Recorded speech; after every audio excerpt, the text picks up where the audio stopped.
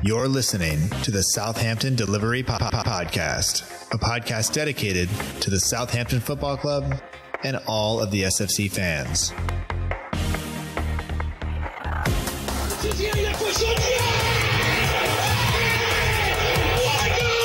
If you want to have guarantees, you have to buy a washing machine. Fonte with a scooping header. We don't lose a match, either we win or we learn. And today we learned. Отдача, Остин! Все-таки забил! It's infield to Mane, 25 yards out. Lovely ball for Bella. Onside, 1-0. Buffon shot! Oh my word! Unbelievable. He ran around the pitch like Bambi on ice. It was very, very embarrassing to watch.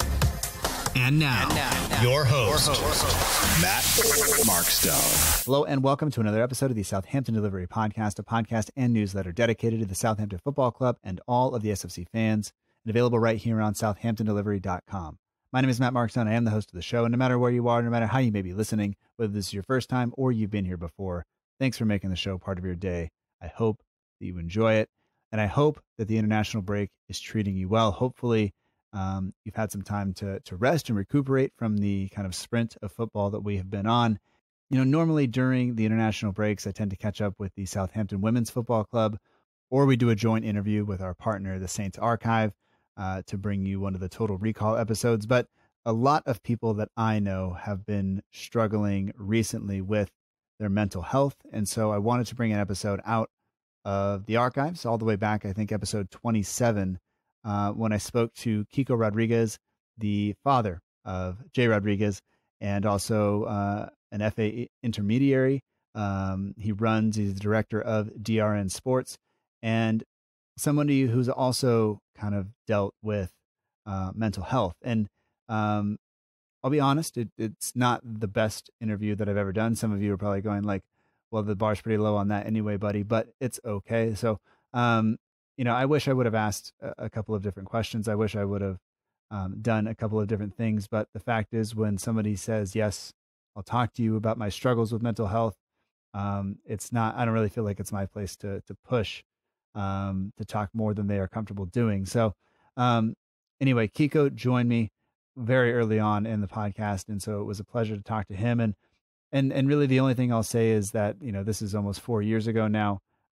We refer to it as mental illness, and that was the term that he used at the time. And so it's the term that I use when talking to him. But, you know, I think now we'd call it mental health. So your mental health is important. It's just as important as your physical health. Sometimes those two are, you know, closely linked. So hopefully you are doing all right. But if you're not, please reach out and talk to someone. Remember, there are people around you and close to you who would love to speak with you and talk with you.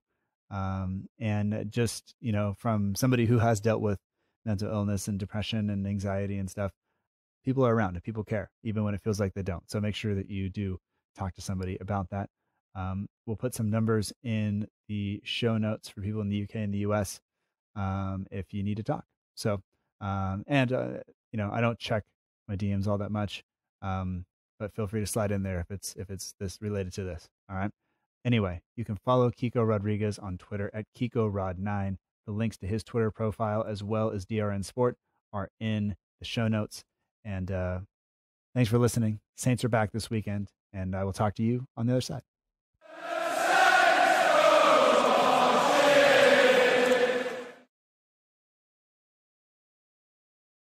And if you would, can you tell me a little bit about you and kind of where you came from and how you wound up in England? I was born in England, Burnley, actually, even with my Spanish name. My parents were from Spain, from La Coruña. And I think it was the late 50s, early 60s that they decided to come into the UK for work, I think. So I ended up coming over here to live, and that's when I was born here. But I did go back home when I was roughly like 15, 16 for 12 months, and then come back to Burnley again, and that's how I ended up here. And you have two sons that play football, and so were you involved in playing football at all? As you grew up? Yeah, I mean, I went in that caliber what Jay were doing, but I played a lot of the semi-professional. Had a couple of trials at Burnley Football Club, but nothing as what Jay's done. what's your kind of history and Jay's history with Southampton? In what way? What do you mean? Well, I guess was there a connection with Southampton prior to Jay coming to the club, or did it just so happen that? No, it was obviously we were at Burnley, and the season before he had a really good season, and I think there were talks about him going the season before, but then the season after he did really well, and obviously then Southampton come in with a bid, and then Burnley sold him, but. No, there was no connection, but he did know a few people in that league, say from the Championship at the time the Southampton got promoted that year. All right. Now you run or are part of DRN Sports. I think you're the founder and creator of DRN Sports. And for anybody who doesn't know, what is DRN Sports and what do you guys do? Yeah, DRN Sports is basically an intermediary company, and we have 4 lawyers and an ex-footballer and myself. Because I worked in the industry for 25 years. I'm seeing things what's happening in football. We all decided to get together and see if we can support football players going forward, young and old. So we decided to get together 2 years ago and set a company up. And basically what we do look after footballers, but we have youth players, and we work very closely to the parents. So you mostly work with youth players. So if people are looking for you, if people are looking to kind of contact you, they can do that on Twitter, and they can do that. You have a website, and we'll put all those links kind of in the show notes in case anybody is interested. Is that acceptable? Yeah. Of course it is. Yeah, I mean, you can contact me on Twitter. I'm on LinkedIn. I'm no problem. I'm prepared to talk to anybody. Unfortunately, you can't help everybody because there's that many. Young footballers out there who have been released and they want to help, but we will try and accommodate and we will try and guide them to a different way. But we'll take any phone calls or any messages. We'll always reply. It's not an issue. All right. And do you guys kind of take the place of an agent for people who are too young to kind of have an agent? Is that kind of what you guys do? Yeah, well, we do have professionals as well. Okay. But when we did start, it started off at the youth level because as an intermediary, you can represent somebody at 16. You can't, under 16 you can't. So between 16 and 18, you have to be like CERB checked and things like that. So you can represent them. Okay. Like I say, anything under 16 you can't really represent. Thank you for kind of sharing all that with us, and it gives me kind of a clearer picture.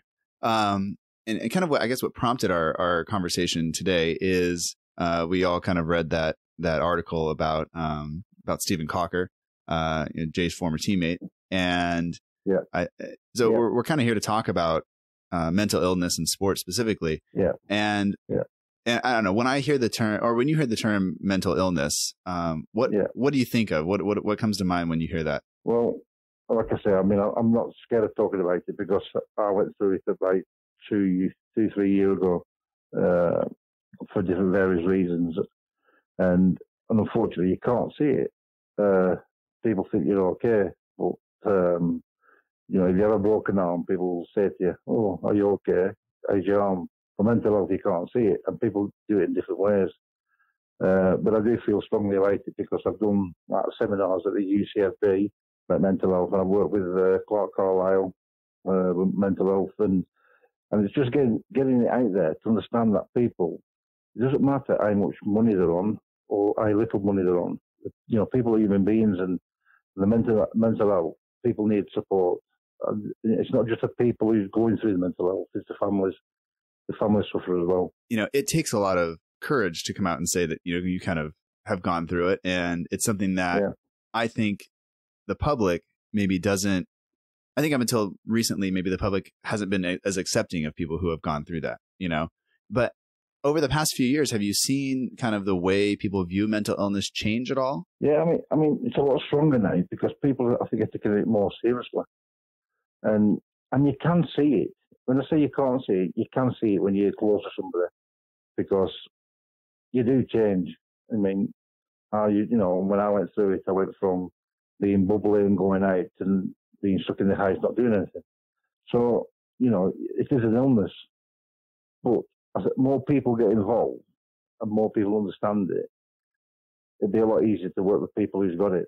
Now, do you tend to notice the mental illness or the depression and stuff creep in some of the players that you work with and some of the younger players that you work with, if things start to not go well? Do you guys tend to see that more often? And we do, but fingers crossed, at this moment in time, we haven't had any players going through that situation. But when players, for example, get released from a football club and they're very young, they don't know what to do.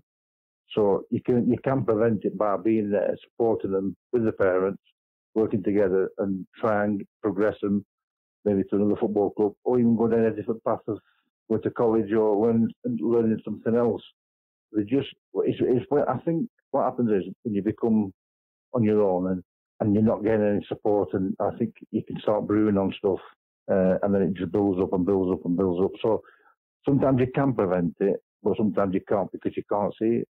You know, when I read about players like Stephen Cocker and Aaron Lennon kind of going through that stuff, I think for me that helps because you kind of know that you're not the only one that's doing that. You know, you're not, and necessarily success doesn't prevent you from suffering from mental illness. And I don't know, for me, that's kind of an inspiration to kind of keep going and to see kind of Stephen and Aaron both fighting back to kind of get back on the field. I think that's great.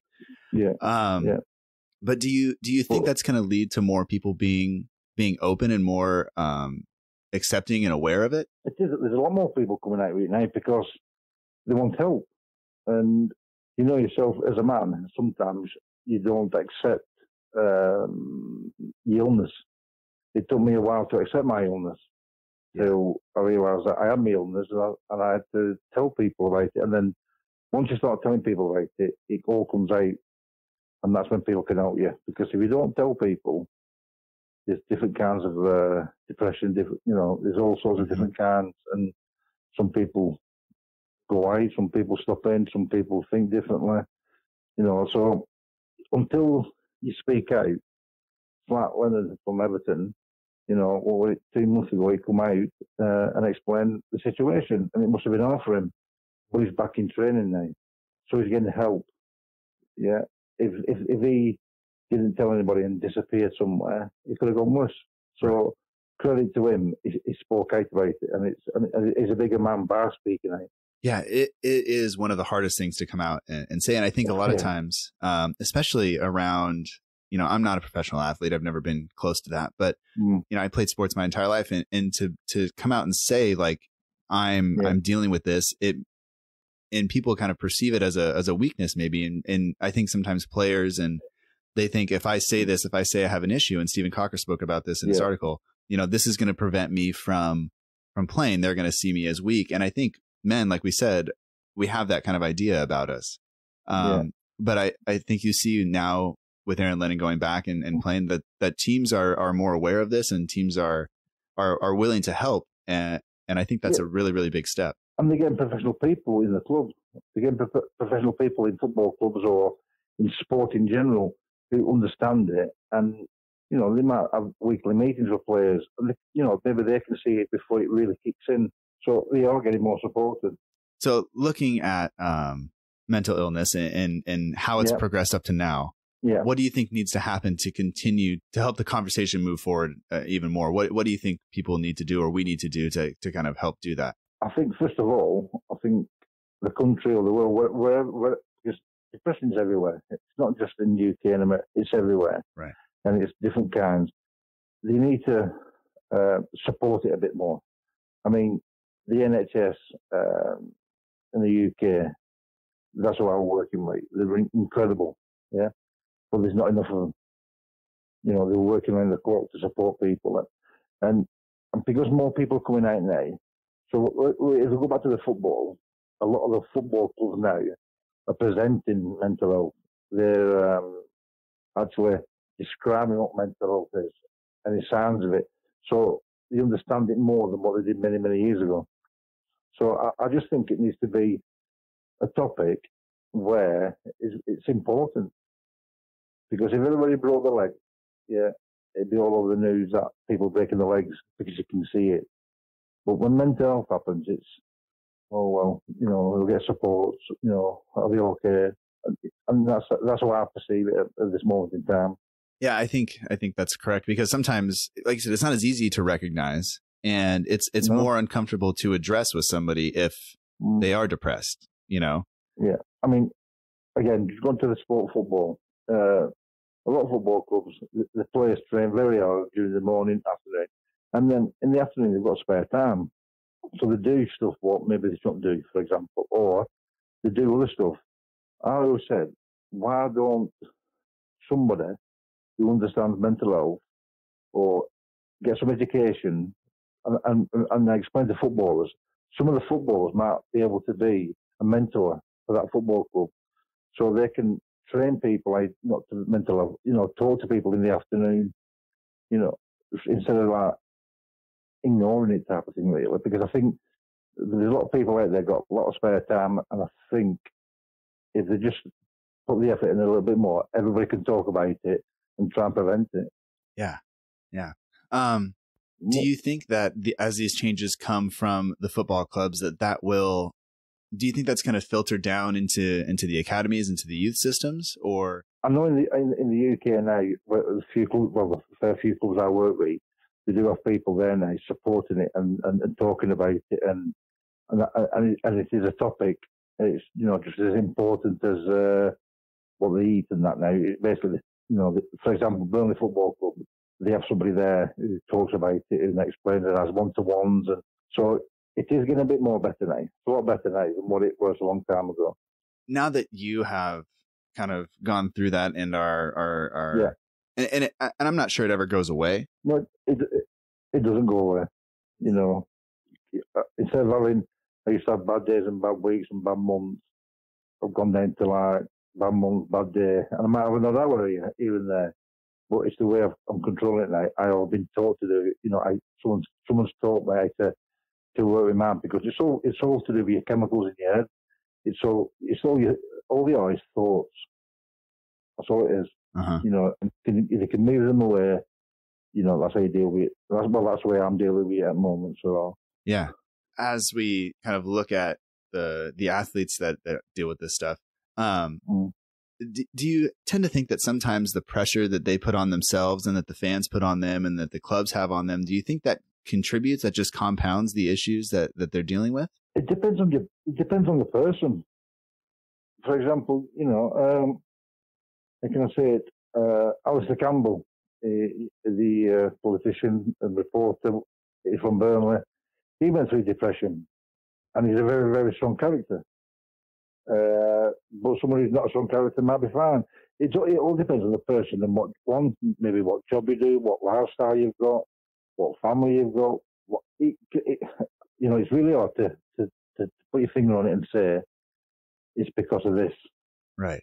I mean, if you look at, for example, go back to football, Drogba, yeah, is £89 million after they pay for him, yeah? It has affected him because he carries on playing football. But somebody who's about 3 or 4 million might think, oh God, they paid a lot of money for me. They might get pressure on that. It just depends on the person, really. Well, I guess, do you have any other thoughts on mental illness or in sport, or anything else you'd like to say about it?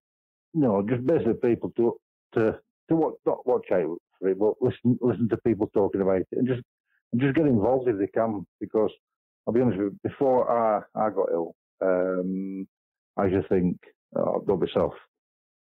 But I don't call anybody anymore because I wouldn't wish it on anybody. So, you know, when people come out and talk about it, because there's people there to listen to, you know, people will listen to you. Yeah, I couldn't agree with that more, because when you said that, I remember all the, I had a bunch of the thoughts come rushing back. So yeah, I think it's really important to remember to reach out and in both ways, whether you see somebody kind of going through it or you are going through it, reach out and people will be there. Yeah, there'll be somebody out there for you. Yeah. I mean, I had a lot of support with my family, close friends. You know, they got me through it. You know, they didn't ignore me. They supported me. So it does help when you've got that support. Yeah. Well, I don't have any more questions. It's okay, no worries. But I do want to say, and thank you again, and also, I really wish you and Jay and everybody well. And I'm sure you know this, but everybody that has commented, I haven't seen one negative comment about Jay leaving Southampton. Everybody's behind him. Everybody's wishing him the best. So I hope it's great. Yeah, I mean, the fans of Southampton, they have been good. The fans, like I think I put something on Twitter last week about the fans. Uh-huh. They're brilliant because they understand. I think they understand football, and it has, to be fair, it has all been positive. So yeah, I was pretty happy about it as well. Really. We spoke before we started recording that I would have thought that the likelihood that Jay would have suffered from some sort of depression or something after going through what he went through. Yeah. And for you to kind of see that as a father, because I have young children, and that sometimes what happens to them can affect me quite a bit. But you kind of mentioned that he didn't. He kind of went the other way and was able to kind of. He went the absolute opposite way, because I remember the day he did the injury. I was there watching with my friends, and we ended up going. He ended up going back to Southampton, and we ended up going down every night because we live like 4.5 hours away from Southampton. We were panicking, we knew it was a bad injury. Obviously, on the day, Jay was really down. The day after, he was a bit down.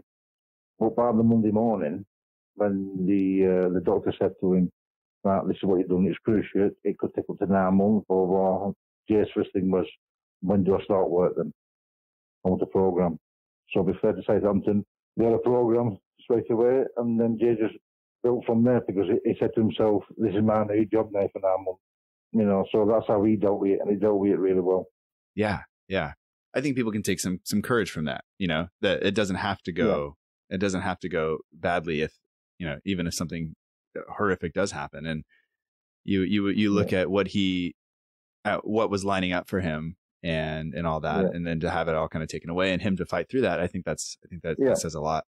Yeah, it does. That's why, I think that's why people respect Jay as well, because he's just a normal person who wants to get on the lap and have a good living and enjoy football. And I think that's where, fingers crossed, maybe that's what he's doing. Yeah. Just kind of off that a little bit. Is Jay one of your, I don't want to say clients, but is Jay one of the players that you represent at DRN? No. See, that's what I'm saying. Because when we went into it,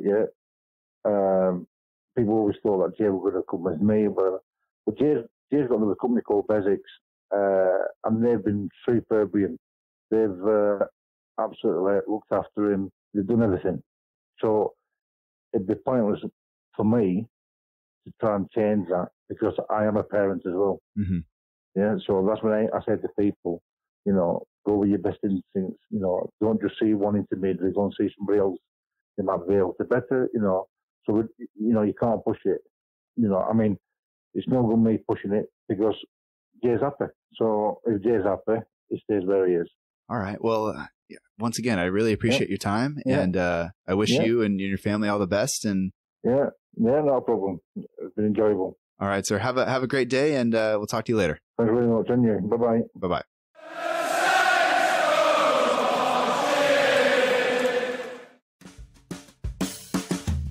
And that does it for this week's episode of the Southampton Delivery Podcast. Thank you so much for joining us. I hope that you've enjoyed it. Special thanks this week goes out to Kiko Rodriguez. You can find him on Twitter at KikoRod9. You can also find DRN Sport, of which Kiko is the director, on Twitter. And, we talked about it during the episode. The links are in the show notes, so you can find that if that is something that interests you. I don't know if they do a great job. I assume they do, because Kiko seems like a super nice guy. And in addition to talking to me for this episode, Kiko did raise JRod, which, a lot of us have fond memories of. And with us playing Burnley soon and the stress that everyone is under, I felt like this was a good opportunity to pull this episode out of the archives, and I hope you found it helpful. And if not, there's always next time.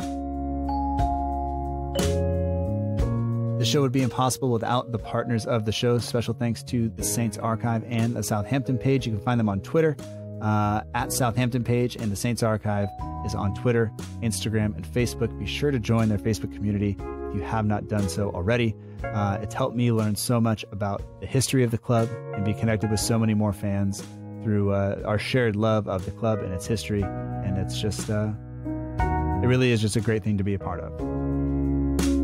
The artwork for the show is done by Matt Beeling of the We Are Southampton page on Instagram, and all music comes courtesy of the Free Music Archive at freemusicarchive.org. The intro song is Epic Song by Boxcat Games, and the end of show credits that you're listening to right now is Aim is True by Poddington Bear. We'll be back next week after the Burnley match. Nothing like a noon kickoff on Easter, unless, of course, you live on the West Coast, which means it's 4 a.m. But anyway, won't complain too much because I will have some football back.